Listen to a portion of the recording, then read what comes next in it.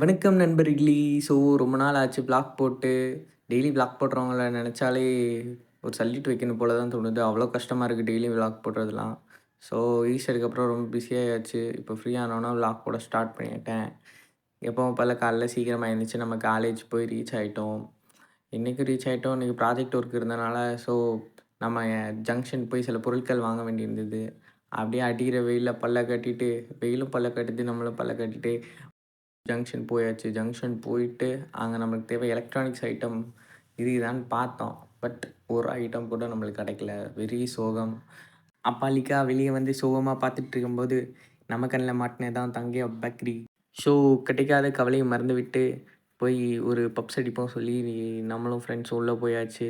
பார்த்தீங்கன்னா, veg puffs தான் இருந்தது. ஸோ வெஜ் பப்ஸ அப்பாலிக்கா சாப்பிட்டுட்டு, அப்புறம் ஜாம் பன் இருந்தது. அதையும் ஒரு கட்டு கட்டிட்டு, எதுக்கு வந்தோன்றதே மறந்துட்டு ஜாலியா இருந்துட்டுருந்தோம். அப்புறம் அங்கேருந்து போயிட்டு நெல்லையப்பர் கோயில் ஒரு விசிட் பண்ணிட்டு, "அக்லி கானா மே 15 நம்பர் டேபிள் சே ரகனா ஹோகி" அப்படி சொல்லிட்டு கடைக்குள்ள வந்துட்டு, திரும்ப 2வது தரமா நம்ம பப்ஸ் அருவி பேக்கரியில ஒரு கட்டு கட்டுனோம் காய்ஸ்.